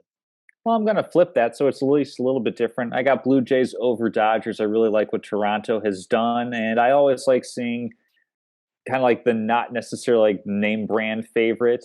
Sure. As far as some other teams to maybe keep an eye out for, I mean, I would say Braves are still definitely a very, very dangerous team with the lineup and the pitching they have, so they could definitely do it again. I'm looking, like you mentioned, kind of like a weird team. If you want to go long shot, look at the Padres potentially. I mean, they added pitching, getting Fernando Tatis back, kind of like for the later like half, 2/3 of the season. Could be a real difference maker for them. They added Sean Manaea from the Oakland Athletics. So Padres are a nice long shot to keep an eye on, but I'm going to go a little bit chalky with Toronto over the Dodgers. I'm going to go absolute chalk here. I'm going to go with Dodgers over the Blue Jays. Ooh, Common and Drew thinking alike. I like my chances better now. This is great. By the way, my underdog, and Tom, maybe do you have the odds still pulled up? Because my underdog team to look out for would be the Mets. If they can have Scherzer and DeGrom healthy come playoff time, we can have something similar to Scherzer and Strasburg the year the Nats won the whole thing. Those two guys can go off each other and dominate anybody. Mets and Yankees are tied at fourth favorites at plus 1,000. And who was third again? I'm sorry. Third is Houston. All right, just like a scope. That would be my other pick because Verlander's back. But so I guess the Mets tied for fourth are not a long shot, but that would be. I would say this. I'll say this: the Mets are the second most likely to win it all. I like the Mets better than anybody but the Dodgers. Obviously, I can't pick, and I like them more in a playoff series. I do think the Braves will win the NL East. But if, and this is a big if, because DeGrom's had a boatload of injuries, but if Scherzer and DeGrom are together and both healthy in the playoffs, the Mets are capable of knocking off any team from playoff time with those two aces. Absolutely. So that wraps it up for baseball. This is where I'm going to get out of the way because we have the Masters coming up. Massive story with Tiger Woods coming back. Phil Mickelson is not going to be in attendance over some really just unfortunate comments that he decided were really important to say. So it's golf time. I'm going to leave this to Common and to Mr. Golf Drew Brackett to kind of cover the upcoming event. No rest for Jim Nantz this year. Yeah. Hey, Drew, why don't you give us your golf expertise? I know one of your emails is literally named after golf. I know you're the only golf player here. I know that you don't really follow baseball as much. Obviously, didn't give us very much analysis with your picks. What are you thinking about these Masters, Mr. Golfer over there? Yeah, definitely looking forward to the Masters. Obviously, the betting favorite's Jon Rahm. He's the best golfer right now in the world, and he finished tied for fifth last season. Of course, the defending champion, Hideki Matsuyama, he's injured. I don't even know if he's playing. So that'll be interesting. That's Tom's guy. Matsuyama, yeah. I don't know if he's playing, but he's been kind of hurt lately. So, I wouldn't consider him a favorite, but Justin Thomas up there, Rory McIlroy, Patrick Cantlay. So Tiger, it's going to be interesting. I don't think that he's going to win the Masters. I think that, he has a chance to make the cut, sure, but I think it's going to be up to the younger guys who are the favorites that could win this Masters. So I like Justin Thomas. He's the second betting favorite at plus 1,200. He was fourth in 2020 at the Masters, so he has had previous success at that course. So maybe he can take that fourth place finish and ride it into a first. He did win the PGA Championship in 2017. He is one of the best golfers in the world, lacking those majors other than that PGA Championship. So I think he's going to take the next step, put on that green jacket, win the Masters. As for Tiger Woods, all reports are that he's killing it in his practice round. People are saying that he's looking really good. Tom, it's Tiger. It's like every time you count him out, he comes back and does something. I know his consistency isn't there, but Tiger Woods and the Masters are kind of synonymous. I would be surprised if he didn't make the cut, Drew. I think he's going to make the cut. I'm going to go as far as say this. Tiger is going to make a top 10 finish. I think he's going to be in the top 10. He's a guy that loves the flair for the dramatic. And I think he's just going to have one of those storybook performances. I don't know if he's going to be there, the final group. That might be a stretch, but I do think he's going to be in the top 10, Tiger Woods. And I think he's going to have a great Sunday. I think maybe he'll struggle a little bit the first day. Maybe he'll just barely make the cut, but I think he's going to perform really well on Saturday. And I look for Tiger to make a charge on Sunday. I think he's going to make, he might be outside the top 10 going into Sunday, but by the end of the tournament, my pick, Justin Thomas to win it, Tiger Woods in the top 10. That should be interesting. And one little kind of fun fact is the number one golfer in the world right now, Scottie Scheffler, the American. He's not the odds-on favorite. As I mentioned, it's Jon Rahm to win. We'll see what Scheffler's able to do. I think he's tied with Dustin Johnson at plus 1,400 to win the Masters. So what's happened to Dustin Johnson? He was number one in the world. And why has he slipped off? I mean, he's number 8. I mean, he's up there for sure. Seems he like still he slipped off, though. I mean, he slipped off a little bit. He's definitely not as dominant as he used to be. But, it's golf, man. It's so competitive. Tiger being number one for so many years was definitely an anomaly. You just don't see that. It's not like tennis. It's kind of a rotating cast. So, I give Dustin Johnson a good shot to win the Masters as well. Two guys that I always pick to do well in these tournaments, and I'm going to pick them just because, Tom, you like to adopt guys in certain sports, maybe sports you don't follow as closely. I religiously follow tons of sports. I do casually follow golf. There's just so many sports you can watch. I spend so much time watching sports that golf, quite frankly, is not at the top of my list. I mostly watch the majors and I watch SportsCenter, but for whatever reason, two guys that I always like to pick, Rory McIlroy and Jordan Spieth. So look out for those two guys. They're my adopted golfers. Well, I mean, they're relatively decent odds. I'll go with Colin Morikawa as my pick. Kind of sort of my guy. He's up there with Hideki Matsuyama. I know I've picked Colin Morikawa a couple of times as well. Would go with Matsuyama again as the repeat, but at plus 5,000. I think he's dealing with a stiff neck or something along those lines. But I'll go with the American, Colin Morikawa, to win. Didn't Morikawa win the Masters, or what major did he win? Because he won several majors, Drew. He won the U.S. Open. U.S. Open? Okay. Cool. Well, I'm looking forward to it. Masters will be fun. Yeah, I'll take Justin Thomas to win. Watch out for Xander Schauffele. He tied for second in 2019. Okay. We'll be looking out for all those guys. Locks of the week time, right? How'd we do? Let's take a look. Locks of the week. Not the best week, not the worst. Drew, you were 2-1. Tom and I were 1-2. You did very well with your Aussie football prediction.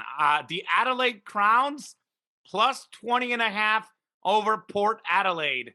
They won 96-92, so they covered. I hope the betting rules are the same, where they don't flip the plus and the minus in Aussie football. So you got yourself the dub there. You had a little MLS action.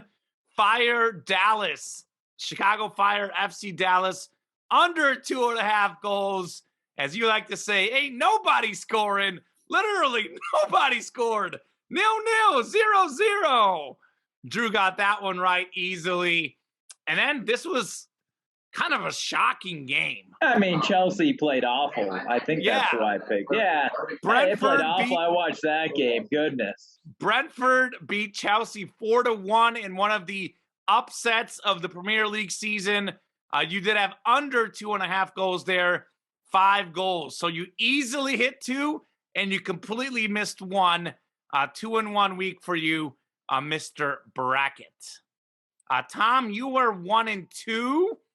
Let's see. You had the UConn ladies +1 against Stanford.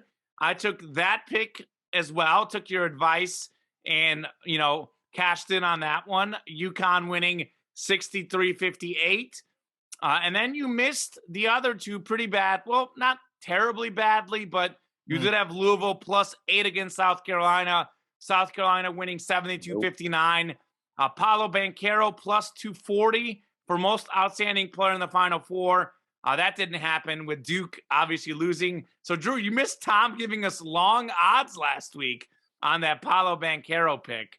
Did He not played work really out. well, too. He was like the one player on Duke that played really, really well. I felt good about that. Well, Had they right. won, If they had won the game, he might have Mhm. had a shot to do it with a good championship game. I got barbecued on this first one.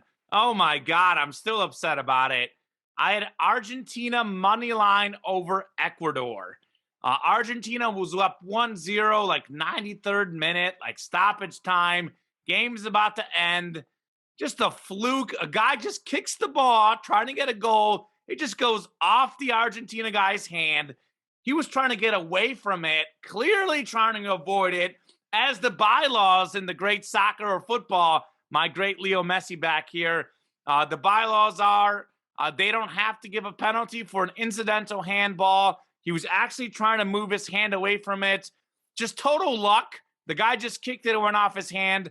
Originally not called a penalty. They went to VAR. The game was in Ecuador. The Ecuador fans were pressuring the refs. He felt pressured, gave the penalty kick. Ecuador misses the penalty kick. The goalie saves it, but it goes right back to Ecuador's player, and he taps it in. 1-1 there in the dying minutes of the game in stoppage time. So I had Argentina winning. That ended up badly with that 1-1 draw. Villanova covering against Kansas. That didn't work out. I did have UNC covering 4 points against Duke. That did work out. It was the opposite case. I had UNC covering 4. They not only covered 4, they won by 4. What do we got this week, Drew? What start us off? Yeah, so I'll go with the AFL. Well, the Brisbane Lions over the Geelong Cats, plus 3.5. The Lions over the Cats, plus 3.5. And then I'll go to the what league is that? Aussie Football League. Aussie, are you going to watch it?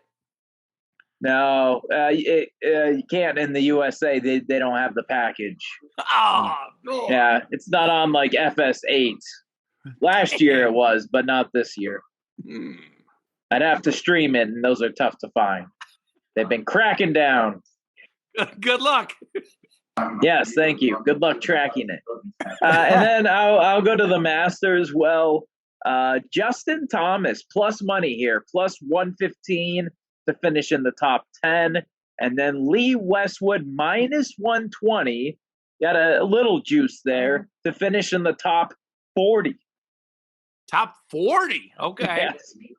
That just sounds like a smart pick. How many guys are in the Masters total? About 100? 91, I think. 91. Okay. Yeah, so about 100. That's what I thought. So top half. Yeah, I think it's 91. I can't. I'll look it up while you guys do your locks. Cool. All right, Tom. What do you got? I'll finish us off. So I'll do pretty much an all Masters card. So here's the parlay found on Bovada.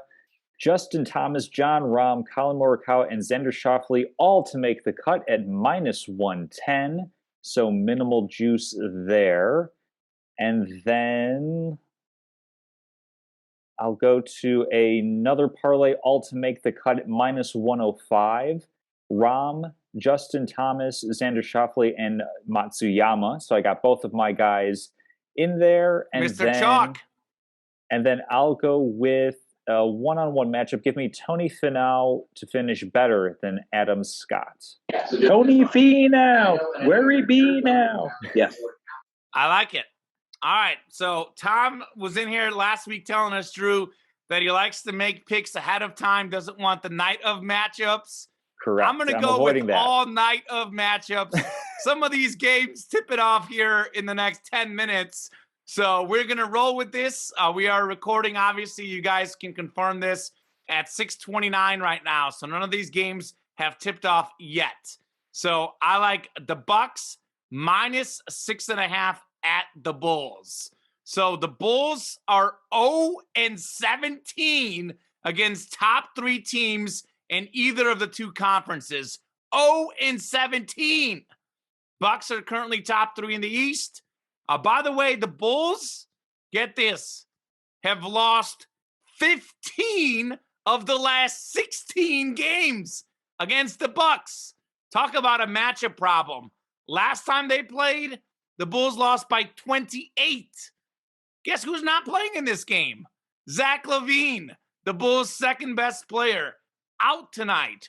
I was originally going to roll with this game at -4.5. Bulls are at home, but I don't really care. They haven't beaten the Bucks wherever it may be. So it was originally 4.5. Now with the LaVine injury, it is 6.5. Bucks at the Bulls. Then give me this one. This is a good one. Grizzlies plus 5.5 at the Jazz. The Grizzlies have been doing nothing but winning. They've won 7 straight. They've won 9 of 10. I got to look up the stats, but they've won a boatload out of the last 20. They've barely lost a game in the last month, and it hasn't mattered. Ja Morant, he's not playing in this game. Doesn't matter. Ja Morant hasn't played during any of these 10 games, and they're still winning anyways. Dylan Brooks, I think, is doubtful, but guess what? Desmond Bane's going to play. Jackson Jr. is going to play. The Grizzlies team just keeps defying the odds. No matter, this guy, look at the injury report. Doesn't matter. They win anyways. So all they got to do is cover 5.5 at the Jazz. Feel pretty good about that. I know it's a tough place to play in Utah, but Grizzlies should cover 5.5. And then finally, I was running out of time. I did a bunch of show research. I was on my last step for locks of the week. And I said, I looked into these first 2 matchups. I'm going to go with just one. No analysis here. You guys know this. I love high lines. The Nets have been terrible at defense. Nets have struggled mightily. They're playing a horrendous Rockets team. They should blow them out, but I think 16.5 is a huge line. Give me the Rockets plus 16.5 at the Nets. They haven't been beating teams by more than 15. You look at their last 10, 15 games, they've lost them or they've won close games, close-ish games. So I think the Rockets can cover 16.5. That's a huge line. I like Houston covering that tonight. That's the one that I think is tipping off any second now. The other 2, I think, are 7 and 8, so a little closer within the bounds. Always cutting it close. Always cutting it close. Absolutely. Trivia. Baseball trivia, right? Pedro Stasio. So that's right. That's not the answer to the question that I have. The who. So opening day is going to be Thursday this week. That is April 7th, pushed back a little bit because of the owner-imposed lockouts. But March baseball isn't a total anomaly. Can you tell me the first baseball player to hit a home run in the month of March? Bonus points if you can give me the pitcher off of whom he hit that home run. And I'll give one clue right off the bat. Both of these names are in the Hall of Fame. Ichiro Suzuki. I don't know if he's eligible yet, but no. First March home run. So this has to be a relatively newer, right? Within the past couple of decades, yes. Past couple Mark of decades. McGuire. Not Mark McGuire, but you're getting pretty warm. Jose Canseco. No, not Jose Canseco. Sammy Sosa. Nope, but Canseco and Sosa both at one point played on the same team as Rafael Palmeiro. Who did this feat. Not Palmeiro, no. They played on the same team? They played on the same team as the player who achieved this. I believe they did. So Sosa, didn't he play with Palmeiro on the Rangers? He but it's not did, Palmeiro. But it's not Palmeiro. Pudge Rodriguez. Nope, it's not the Rangers. But somebody with the nickname of Pudge, who played catcher, did play for this franchise. Miguel Tejada. Nope.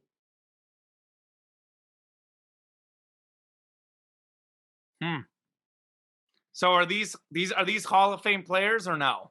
These are both Hall of Fame players. The person who hit the home run is a Hall of Fame player, and then the player off whom he hit it. I can give you the player off whom he hit it because that's not really the important part. Randy Johnson is the one who served up a home run to this Hall of Fame hitter. Okay. I got it. All right. Here we go. Juan Gonzalez. Nope. Manny Ramirez. Nope, not Manny. Oh, So wait, this is a teammate of think Sammy it's Sosa. I think it's somebody in the NL West. Wait, so this is a teammate of Sammy Sosa's, right? I believe at one point they were on the same team. I'm going to pull it up really quick. They might have just missed each other, but I'm pretty sure. And teammates with Mark McGwire as well?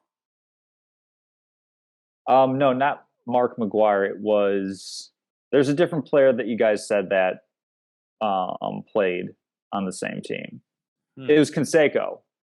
Canseco also played on this team, I'm pretty sure, with this particular player. I can give one more Reggie hint. Jackson. One more hint. Frank Thomas. There you go. Frank Thomas. I should have said it 5 minutes ago. Because Sosa played on the Sox, as did Canseco. I think Canseco did for like a year, but okay.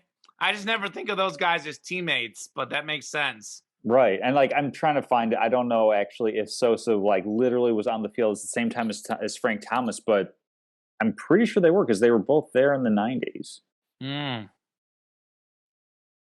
I should have known, and Drew beat me, but as soon as I saw that, I was going Frank Thomas as well. Mm-hmm. So that's one of your favorite baseball players, I'm guessing, right, Tom? Probably my favorite pitcher is Greg Maddox. Oh, you would like Greg Maddox. Oh, he's the best. With the ball movement. Yeah, you would like Greg Maddox. With location, that's like a Castleman guy. Absolutely. All right, well, I've got baseball trivia as well. You know how Tom and I, Drew, we like doing this in the spirit of major sporting events coming up. We usually do trivia or locks. Tom did both. Locks for golf, trivia for baseball. I just can't do locks for golf. So I'm going to go with baseball trivia. Max Scherzer and Clayton Kershaw each have 3 Cy Young Award wins. There's a few others who have 3. Can you name the 4 pitchers who have more than 3 Cy Youngs? Baseball history. Okay, so right off the bat, Clemens and Johnson. Clemens has the most with 7. Randy Johnson has the second most with 5. So we got 2 more names we need to get. You're going to get one. The other you're going to struggle with a lot. Sandy Koufax. Not Sandy Koufax. Bob Gibson. Not Bob Gibson.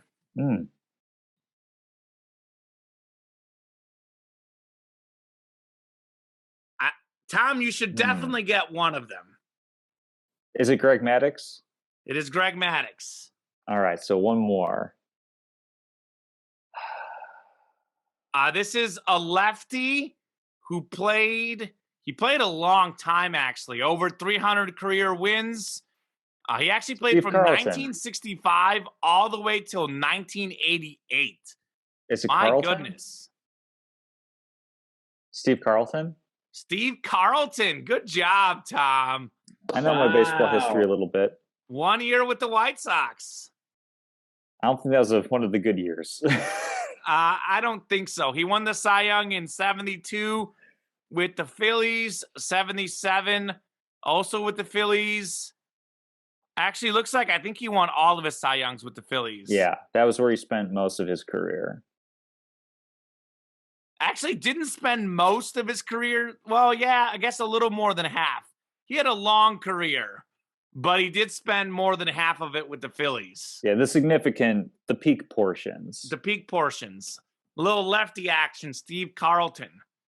I would have actually gotten that only because in my sports memorabilia company, we've had him on an autograph, and I look up impressive information on the players, and I would have got that one, actually, just because of that, though. Prior to that job, though, probably wouldn't have gotten it. So, good job, Tom Castleman. Impressive. Well done. You play enough Sporkle, this is what happens. That's right. I do the same thing, man. Tom, tell Drew Brackett the question that I got last week that was very impressive. Or was that 2 weeks ago? Oh, I'm blanking. The one with Robert Parrish. on like second guess. Oh yeah, it was like the second guess. The question was, who is the player, the only player in the top 200 scorers in NBA history who never made a 3-point shot? And this was excluding not Clyde Drexler. It was excluding like Earl Monroe and Walt Frazier because they only played 1 year with the 3-point line. And then there was one other player that it excluded, and I can't remember who it was. And but I like said Shaq guess. just because first guess, because you got to guess Shaq. He had 1-3. And my second guess was Robert Parrish, and I got it right away. Nailed it. Wow, that's impressive. It was fun. You missed out, man. You missed out. Apparently. All right, salutes, statements of the week. What do we got? You guys can go. 91 players, by the way, at the Masters. Perfect. Good job, Drew. Yes. Had it. Nice. So anyway, go ahead. I have a salute and a statement. First off, the salute is to my brother-in-law, Ryan Fisher. This is the first time we've been doing this pool since senior year of high school, 2010. First time that he's won the bracket. He has been a long suffering member of this train pool bracket, as we call it, because we all rode the same train to get home from school every day. Had Kansas as the winner. This was decided, I think, when Villanova defeated Houston last week. That's when it was decided. But for him to actually go out and have the right champion as well, just absolutely smoked us, winning for the first time. So a salute to him on that. And then for statement of the week, I got to get like my best thespian pose. Oh, boy. Friends, countrymen, lend me your ears. I come not to praise the Duke-UNC rivalry, but to bury it. This might be a bit hyperbolic, but I dare say we have witnessed, maybe for the first time ever, the actual death of a rivalry. And I think most people don't know it just yet. Consider that what we've experienced over the past couple of months, UNC going to Cameron and pantsing the Duke Blue Devils on Coach K's last home game. And then in the Final Four, meeting up and sending Coach K home with an even 50-50 record against your program, and effectively ending his career. Duke may end up winning championships in the future. They'll certainly be able to win ACC regular season and tournament titles. But to my mind, there is no possible way that Duke can ever gain the upper hand on UNC ever again. It's just absolutely astounding what we witnessed. And even if Coach K were to do something like come back from retirement, officially unretire, that's still a loss as well, because we all know why he's doing it. It's to disrupt this narrative. And I think if he were to come back, that would actually call even more attention to this rivalry. So I think for all intents and purposes, Duke and UNC is no longer going to be a rival. Like, there's still going to be hate between the schools, but it's pretty much UNC owns everything over Duke now and pretty much in perpetuity forever. I think this is a dead rivalry. Still walking, still moving a little bit, but in a couple of years down the road, I don't know if Duke's necessarily going to be as good of a program with John Shire. It's a really tough act to follow the guy. I mean, look at Georgetown, really great with John Thompson Jr. Didn't really have that much success after he stopped coaching. So I think that Duke is going to be in for some dark days, and the rivalry with UNC pretty much officially over. So I want to say I agree and disagree with what you said. So first off, I do agree that Duke will not be as good as UNC going forward. I think Coach K is a huge loss, and I think UNC, to me, is arguably the best program in college basketball. I do think Kentucky, I guess, has a little more history, but I think as time goes on, just the mythical figure of Michael Jordan and just the consistency UNC has, I can see UNC being the number one program. I do think Duke will beat them some years, but I do think UNC is going to have the upper hand over Duke. With that said, though, I still think it could be a rivalry. Duke doesn't have to win 50% of the time. I mean, Mizzou and Kansas is a rivalry, and Mizzou dominates Kansas in every sport, and Kansas dominates in men's basketball. That rivalry has never been particularly close. I mean, you look at that border showdown, Mizzou had won most of the years for total sports. They dominated most sports. Kansas waxes the floor on them in men's basketball. That's a rivalry. Maybe you can make a case for it not being the number one rivalry in college basketball or college sports. But I think that, even if UNC's winning, say, 2/3 or 3/4 of the time, the Duke UNC is never going to die. That's an incredible rivalry. I do think that it might be a changing in the guard. Duke also, by the way, lost Nolan Smith, who was slated to be an assistant coach under John Shire, former teammate with John Shire when they won the championship over Butler. So monumental win for UNC in that game. I do think the rivalry goes on, even if UNC is better. I think the rivalry goes on as well, but I think UNC won the rivalry. There's no argument. We beat you in the Final Four. There. Yeah. That's it. We sent your guy home. We sent him home. UNC had success with prior to Dean Smith, they won titles. Then you have Dean Smith, then you have Roy Williams. We'll see, Hubert Davis getting to a championship game. We'll see if he can win one. But Duke had no championships before Coach K. We'll see if they get championships afterward. But pretty much the two most important games of this season, I know Duke's played in title games, but for the rivalry, I'll say the two most important games in the rivalry, UNC's won them both, and by such a wide margin and by such a big narrative that there's no coming back. I think the hate will still be there, the combativeness between the two teams, but in terms of a rivalry, there's no way Duke can ever get on top UNC ever again, which is why I'm calling it pretty much dead. Unless they meet in the championship game of an NCAA tournament and win. But even then, we sent Coach K home. I think that's more significant. I don't know. Meeting in the championship game will be hard. We'll see. Oh yeah, I mean this was their first meeting in the NCAA tournament. Yeah, in general ever. Right, and they kind of make the teams on opposite sides of the bracket. They set it up that they can only meet in the Final Four and championship. They wouldn't put Duke and UNC in the same region. That's something that they do for sure for conferences. They kind of try to avoid those as much as possible. I do think it's interesting that Coach K's last game at home, he lost to UNC. In Coach K's last game ever and his last Final Four game, lost to UNC. I do think that definitely has to sting a bit for Coach K. So I do think UNC has the top edge and will be going forward, but I still think it'll be a heated rivalry. My statement / salute, I'm going to give a little salute to the ladies and perhaps the most dominant. Oh, go ahead. You were saying that Coach K's last loss at home was to UNC. His last loss ever was to UNC. Well, his first loss ever was to UNC. It was? That's true. They said December that in the 5th, 1980. Yes. There you go. So, anyway, continue. Not a good start, not a good finish against UNC. I think it's funny that it finished 50-50. That too.